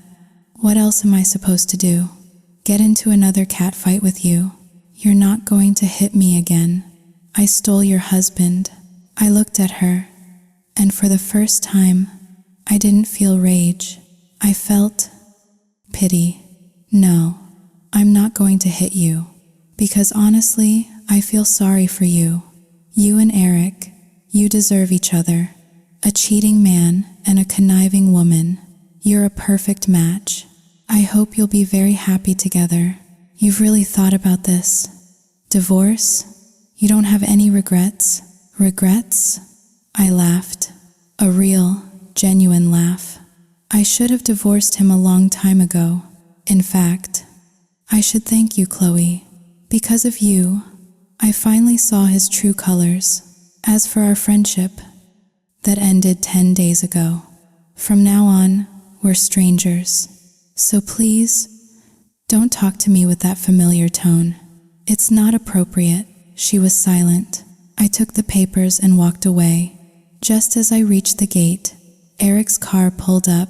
He got out, and when he saw me, a slow, arrogant smile spread across his face. Sky, I knew it. I knew you'd come back for me. You can't live without me, can you? I knew sooner or later you'd come crawling back. He puffed out his chest. All right, for the sake of the years we spent together, I'll think about it. Maybe I won't divorce you after all. I just sighed. Are you delusional? What are you even talking about? I came here because it's been 10 days and you still haven't given me the papers. I'm taking them home now to sign, and then I'm filing them. So, get ready for court. I'll see you there. His smile vanished. Who gave you the papers? Who do you think? Your girlfriend, of course. Goodbye, Eric. I walked away, leaving him standing there, stunned. For the first time, a flicker of real regret crossed his face. She really wants to divorce me. Chloe called to him from the doorway, breaking his trance. Eric, aren't you coming in? He trudged into the house. I'm hungry. Let's eat. Chloe was scrolling through her phone on the sofa. I didn't cook, she said, without looking up. Go take a shower, and we'll go out. He sighed. Go out again? Can't we just eat at home for once? Are you worried about the cost? No, I'm not worried about the cost. I'm just tired of eating out every single day. I'm craving a home-cooked meal. Can't you just go to the market and cook something? What is wrong with you? I'm Chloe, not that idiot, Sky. I don't cook. We can go out, or we can order in. I have a million things to do. I don't have time to be slaving away in a kitchen. It had been 10 days since he'd moved in with her, and they had eaten out every single meal. He missed my cooking. He missed the way I took care of him. You're a wife, he grumbled. Aren't wives supposed to cook and clean? I'm your wife, not your maid. If you want a maid, hire one. I tried. You're the one who said no. I'm not having another woman in my house. You want a maid to cook and clean? Fine. But don't come crying to me when she tries to steal you. He was powerless against her logic, her lifestyle. She was beautiful, yes, but she was like a decorative vase, pretty to look at but utterly useless. All she knew how to do was have sex. She didn't cook. She didn't clean. Even putting laundry in the washing machine was too much effort for her. For 10 days, he had lived in filth. The house was a mess, clothes strewn everywhere. When he got home from work, he had to cook for himself, clean up after her, do the laundry. He remembered how it used to be with me. He'd come home to a sparkling clean house, a delicious meal waiting for him. I took care of everything, down to hand washing and ironing his shirts. Now, his white shirts were a dingy gray from being thrown in with the darks. He was starving. He opened the fridge, empty. He rummaged through the pantry and found a single packet of instant ramen. As he sat at the messy kitchen table, slurping down the salty noodles, he tried to call her. She was out at a bar with friends. the music so loud he could barely hear her. She hung up on him. He called again. No answer. He missed me. He was starting to regret his decision. Terribly. Sky, why haven't you come back to beg me like you always do? I'm still waiting for you. He walked over to my house, our old house, and found the locks had been changed. He saw Jenna walking by. Excuse me, he called out. Do you know where Sky is? She's at work. She hasn't gotten home yet. Work? She's working again. Yeah, at her cousin's company. She's not a teacher anymore. She's working in a different field. She's a manager, making good money, too. 30 grand a month. She said teaching didn't pay enough. Jenna looked him up and down, her eyes full of disdain. So, how's it going? Happy living with your wife's best friend. I've never met anyone like you. You better make sure you're happy. Otherwise, your ex-wife is going to be laughing in your face. How pathetic. Her words stung, leaving him flushed with shame. He turned and walked away. As he approached Chloe's house, he saw a strange man dropping her off. The man had his arm around her, his hand brazenly groping her chest. Your boyfriend's not home, the man slurred. Come back to my place. Okay, Chloe giggled, leaning into him. Eric's blood boiled. He strode over to them. Chloe, where have you been? It's late. I was out with friends. Is that a crime? And who is this? He demanded, glaring at the other man. He's my friend. Furious, Eric tried to pull her away. Let's go inside. The man laughed. Who are you? I'm her boyfriend. Boyfriend? The man sneered. Man, your girlfriend gets around. She'll sleep with anyone. You chose a whore. You gotta live with it. She's got a whole Rolodex of lovers, buddy. Now, if you touch me, you're going to regret it. The man was bigger than him, and clearly knew how to handle himself. Defeated and humiliated, Eric could only watch as the man swaggered away. He dragged a drunk and giggling Chloe into the house. You're pathetic, Eric, he muttered to himself, his voice full of self-loathing. You gave up a good wife for this, for a common slut. You're such a fool. He spent the rest of the night cleaning up her vomit and listening to her drunken ramblings. This was his life now. He had gone from being pampered and cared for to being a full-time caretaker for a woman who treated him with nothing but contempt. The karmic scales were balancing, and he was paying the price. You're an idiot, Eric, he thought, as he watched the sun rise. You reap what you sow. The weeks bled into a month. I threw myself into my work, the long hours a welcome distraction. One day, a formal letter arrived, a summons. The court had set a date for our divorce hearing. I sighed, a strange mix of relief and sorrow washing over me. Soon, I would be a free woman, a beautiful 3-year love affair, a fairy tale wedding, all ending in a sterile courtroom. It seemed that everything in life has an expiration date, even marriage. I didn't blame anyone anymore. Not Eric, not even Chloe. I blamed myself for being naive, for not being strong enough. But wallowing in blame and resentment wouldn't change anything. It would only keep me trapped in the past. That evening, I came home from work, exhausted. The company was going through a busy period, and I was working around the clock, with only Sundays off. I collapsed onto my bed, not even bothering to change. Just as I was drifting off, my phone rang. An unknown number. Hello?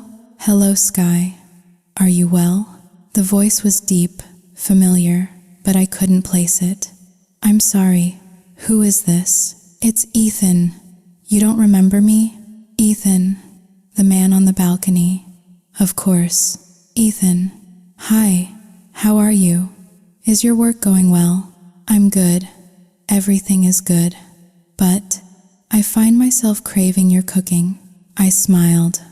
Well, if you want my cooking, you'll have to come see me. Open your door, he said. I'm already here. I jumped up and ran to the door. He was standing there, leaning against the frame, a relaxed smile on his face. He looked different, transformed. The last time I saw him, he was a man drowning in despair. Now, he radiated a quiet confidence. He was dressed in an expensive suit, looking sharp and powerful. He had a supercar parked at the curb, a gleaming beast that probably cost more than my house. This was a man who was not only handsome, but also incredibly wealthy. Ethan, it's really you. Who else would it be? Did you think I'd forgotten you? That I wouldn't come back? Well, I had to come back for a home-cooked meal. You promised. When I first went back, I was swamped with work, but I'm free now. So, are you going to cook for me? Of course, I laughed. Come in. What do you want to eat? Braised fish with ginger, roasted pork, and pumpkin soup. Easy enough. Let's go to the supermarket. He drove me in his ridiculously fancy car. We bought groceries, came back to my place, and I cooked while he sat in the living room, making himself at home. We ate and talked for hours, catching up on the past month. The conversation was easy, natural. We were two people who had met at our lowest points, and now we were finding our way back to the light. We became friends, good friends. We shared our joys, our sorrows, and whenever he had a free evening, he would come over, and I would cook for him. Meanwhile, in the other house, things were unraveling. Chloe knew the court date was approaching, but Eric was dragging his feet. He was regretting everything. He didn't want the divorce, but Chloe wouldn't let him off the hook that easily. The court date is next week, she reminded him, her voice sharp. You need to make sure you're there. Don't be late. He sat in silence, staring at the floor. What's wrong with you? She demanded. Are you having second thoughts? You don't want to go to court, is that it? So what if I am? He finally snapped. What was that? You heard me. Yes, I regret it. I don't want to divorce her. And you know why? He stood up, his voice rising. It's because of you, Chloe. Living with you for the past month has been a revelation. You're like a beautiful flower, but a flower that can only exist in a vase. You're for looking at, for admiring, but you can't build a life with a flower. To put it bluntly, you're the kind of woman a man has an affair with, not the kind he marries. She stared at him, her eyes wide with disbelief. Why? What's wrong with me? You don't cook, you don't clean, you don't do laundry, you don't know how to take care of a home. Who would want to marry you? I suggested hiring a maid, but you're so paranoid you think she'll steal me. So, if you don't do the housework, who does? I do. I work all day at the office. Then I come home, and I have to be your maid.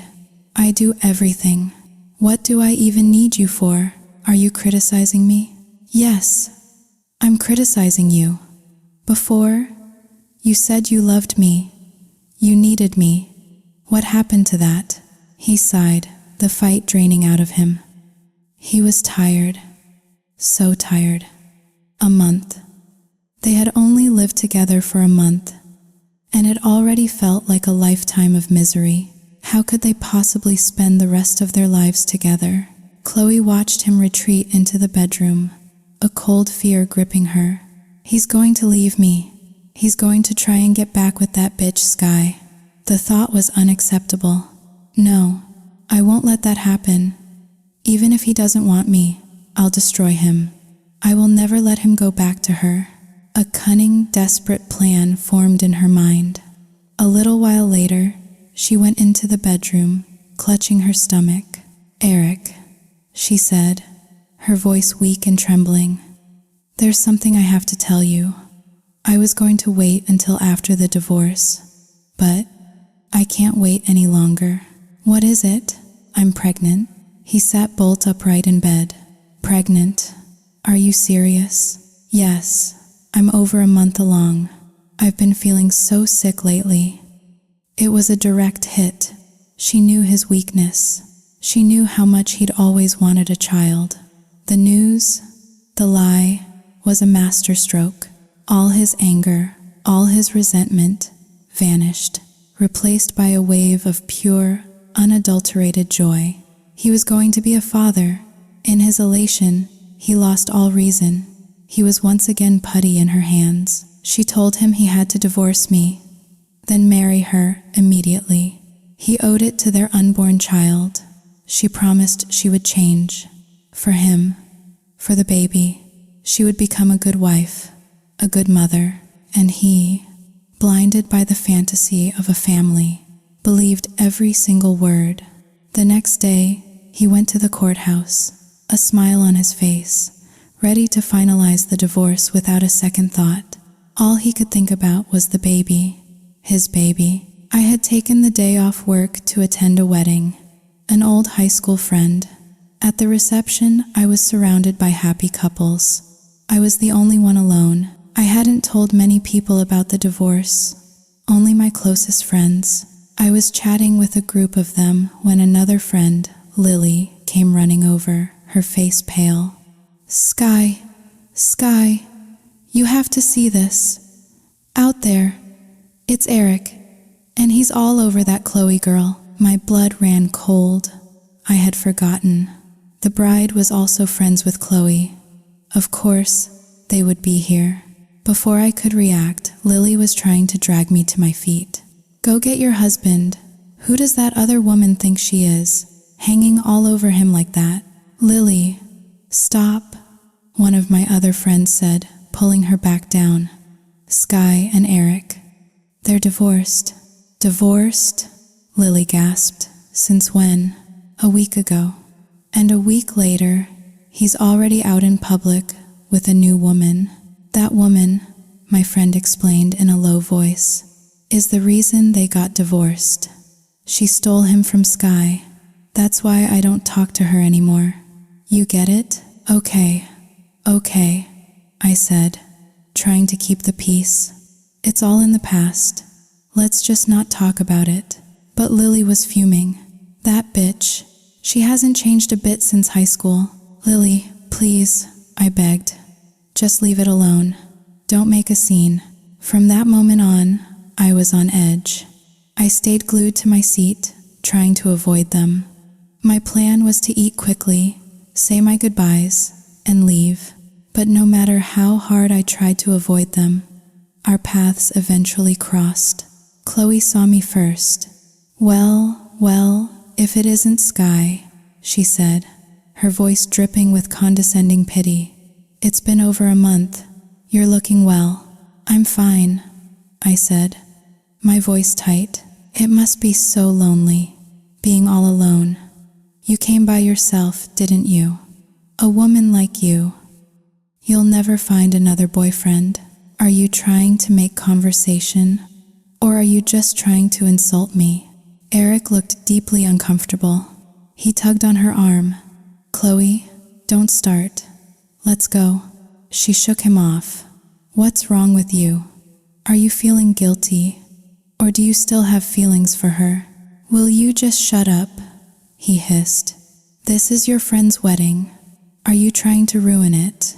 Just then, a hand rested on my shoulder. A deep, familiar voice spoke beside my ear. Sorry I'm late, baby. Have you been waiting long? I turned. It was Ethan. He had seen what was happening from across the room and had come to my rescue. He was my knight in shining armor. He pulled me to my feet and wrapped an arm around my waist, holding me close. He leaned in and whispered, "Just for today, I'm your boyfriend, okay?" He gave me a subtle wink. "Play along," he murmured. "Don't let them look down on you." I gave a tiny, grateful nod. Eric and Chloe stared, completely shocked. Not only did I have a new boyfriend, but my new boyfriend was Ethan Cole, the CEO of Cole Industries, and As it happened, the older brother of the groom. Everyone at the wedding knew who he was. Chloe's jaw dropped. Who? Who is that? That's the guy who drove up in the $50 million supercar. Someone whispered nearby. He's loaded. Eric felt a hot surge of jealousy. She just got divorced, and she already has a new man? Chloe sneered. She got a new man the second she was single, and he's better looking than you too. Will you stop? He snapped. Aren't you ashamed of yourself? Why should I be ashamed? Are you ashamed? For God's sake, Chloe, just sit down and be quiet.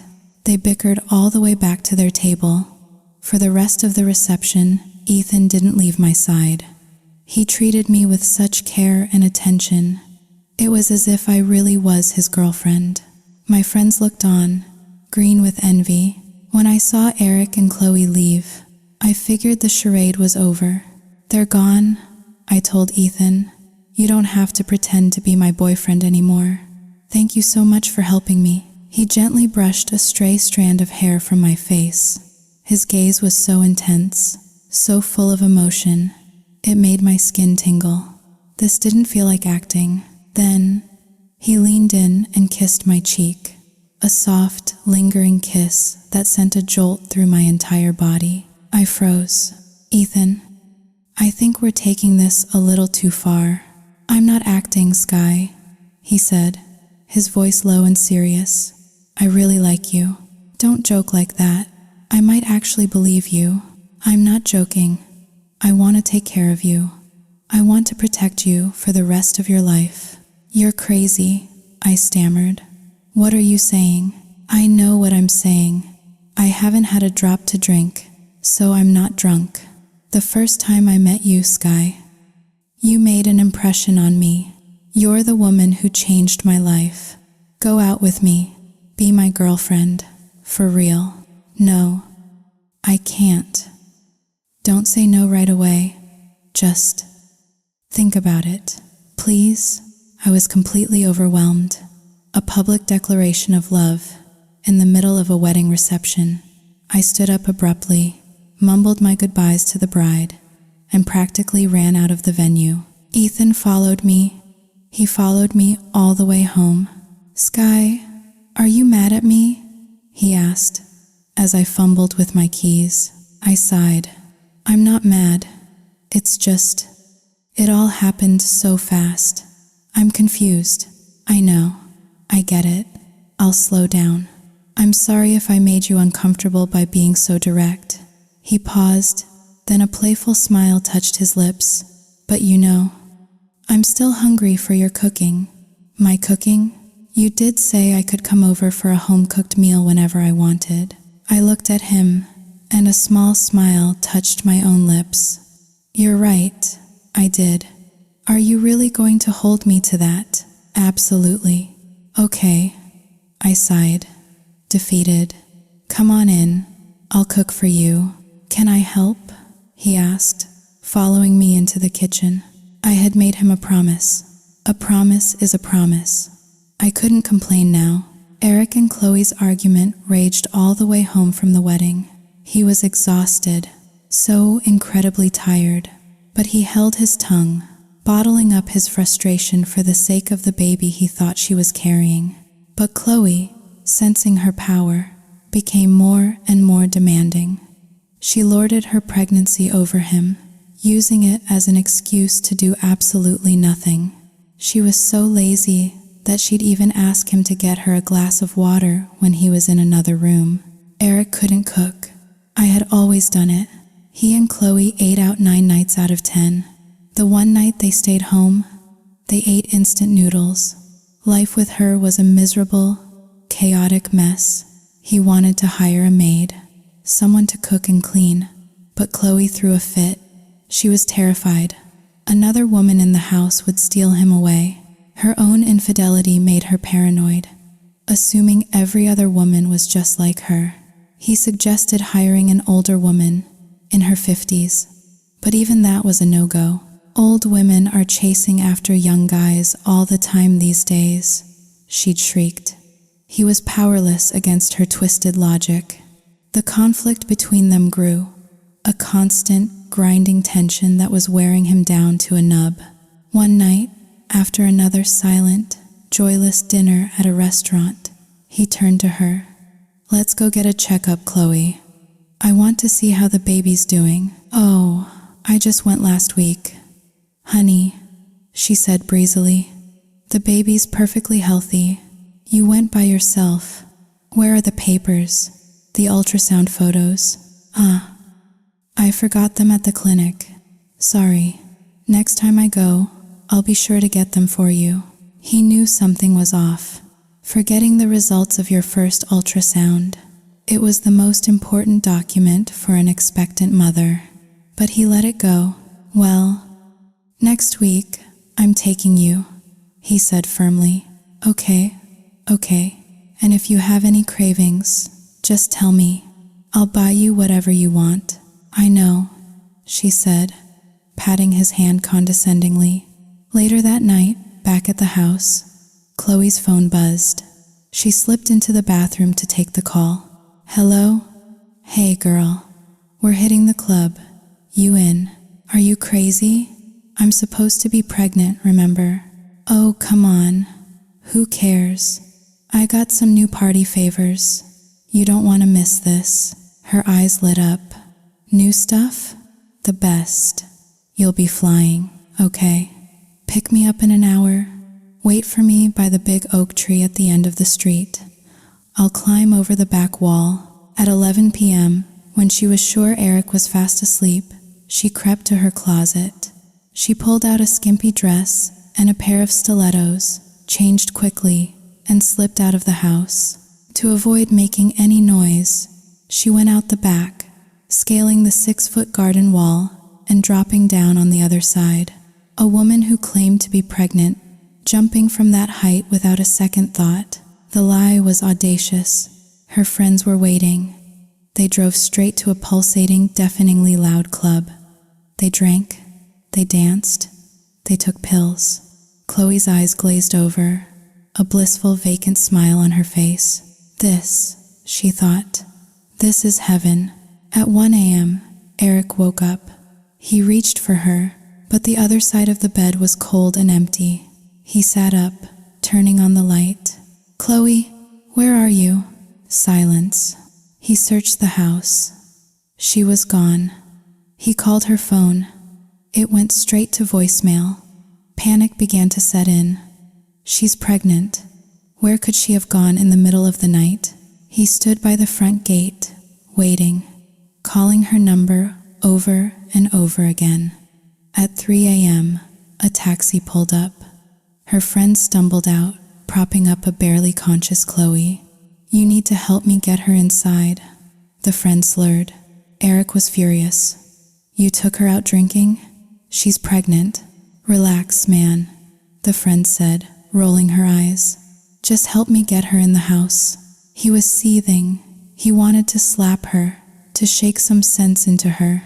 But he thought of the baby, and he held back.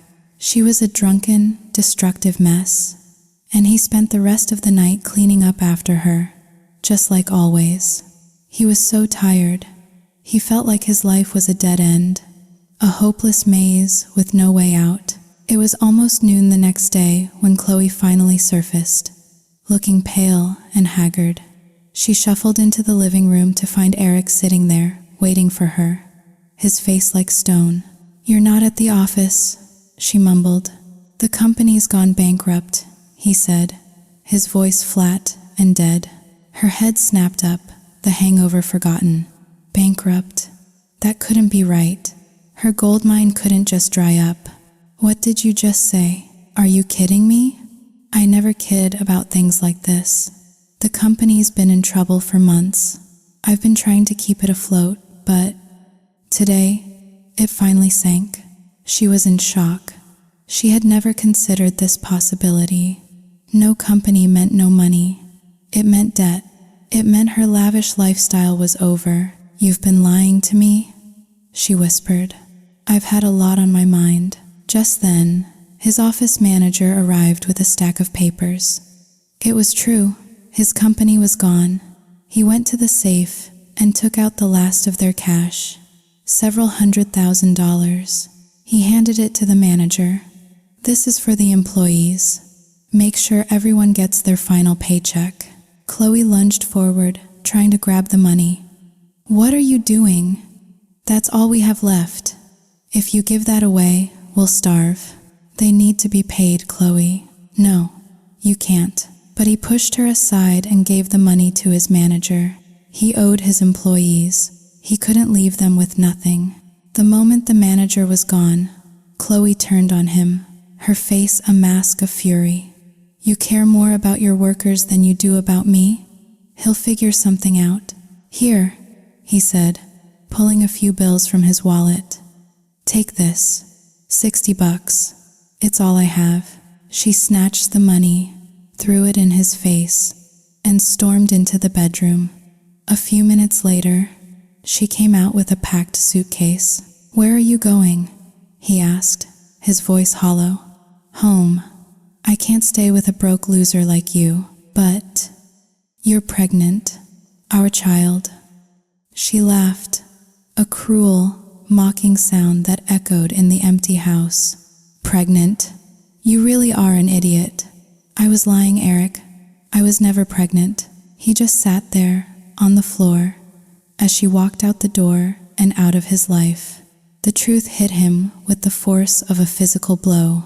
He had been a fool, a blind, stupid fool, and now he had lost everything. I was in the kitchen, cooking dinner for Ethan. He had called earlier, as he often did, to say he was coming over. My life with him was so different, so calm, so happy. He loved my cooking, and it brought me a simple, profound joy to feed him.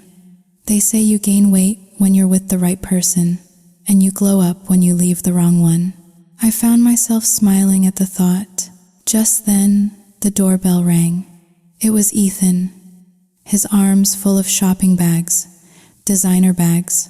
"Hi, baby, I'm here," he announced, kissing my cheek. "What is all this?" "Shoes, a handbag, a new watch." "I was out, I saw them. I thought of you." "Ethan, my closet is literally overflowing." "Then we'll get you a bigger closet." "Here," he said, handing me a set of keys. "Your new car." "Another one?" "Ethan, I told you, I don't know how to drive." "Then you'll take lessons. And after that, you'll go to graduate school. And after that, you'll run my company for me. And after that, you'll manage me. I'm in desperate need of someone to manage me very, very closely." I just laughed, shaking my head. "You're impossible. Do you want the job?" he asked, his eyes sparkling. "Yes," I said, playing along. "I do. Good. It's a promise. I'm holding you to it." We were sitting at the dinner table, laughing, when the doorbell rang again.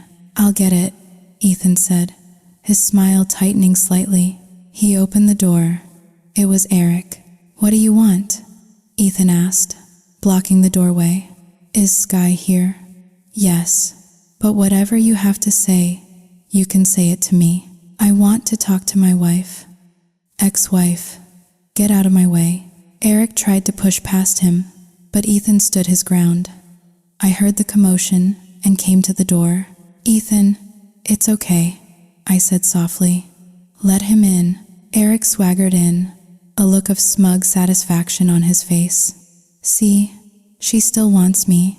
He saw the dinner table, the intimate meal for two. He pulled up a chair. "This looks good. Mind if I join you?" Ethan grabbed the pot of rice from the center of the table and held it protectively. "Yes, we mind." "Ethan," I said gently, "it's just one meal. Let him eat." Ethan reluctantly got up and slammed a bowl and chopsticks down in front of Eric. The meal was excruciatingly awkward. Every time Eric tried to take a piece of fish, Ethan would block him with his own chopsticks. He was acting like a petulant child, and despite the tension, I couldn't help but smile. When Eric had eaten his fill, scraping the last grain of rice from the pot, he finally spoke. "That was delicious. God, I've missed your cooking." He looked at me, his eyes full of a sorrow I had never seen before. "She's gone. She left me. I know." He looked at Ethan, who was glaring at him from across the table. "Is this your new boyfriend?" "Yes. His name is Ethan." "Is he good to you?" "He's wonderful. You don't need to worry about me." "Good. I'm glad." He took a deep breath. "I heard about your company." "Yeah, it's gone. I'm bankrupt." "How much do you owe?" "A little over $500,000. "If you can't pay it," I said calmly, "I'll help you. I'll sell the house I'm living in and give you the money." "And where will you live?" he asked, his voice thick with emotion. "I'll live with Ethan." You're serious about him?" "Yes. He truly loves me, Eric. I'm not going to let him go. After you've paid your debts, find a new job. Start over. You can do it. You're not. You're not angry with me anymore. What's in the past is in the past. There's no point in holding on to it. Besides, my life is so good now." I smiled. A real, genuine smile. "Thank you, Eric." He looked confused. "Thank me for what?" "For letting me go." In the kitchen, there was a loud crash of breaking dishes. I sighed. "I think you should go, Eric, before I run out of plates." He nodded, a single tear tracing a path down his cheek. "Okay, I'll go." After he left, I went into the kitchen. Ethan was standing at the sink, surrounded by shattered porcelain, looking like a little boy who had been caught doing something naughty. I just laughed. I walked up behind him and wrapped my arms around his waist, resting my head against his back. "Thank you," I thought. "Thank you, life, for bringing me this man. A man who has everything, yet all he wants is to be with an ordinary woman like me. And that's my story. It's a story about hitting rock bottom, about thinking your life is over. But it's also a story about finding the strength to get back up, no matter who you are. No matter what flaws you think you have to keep going. There is someone out there for you. No one is perfect. The most important thing is to be brave, to be confident, and to love yourself. Because if you can do that, you can overcome anything."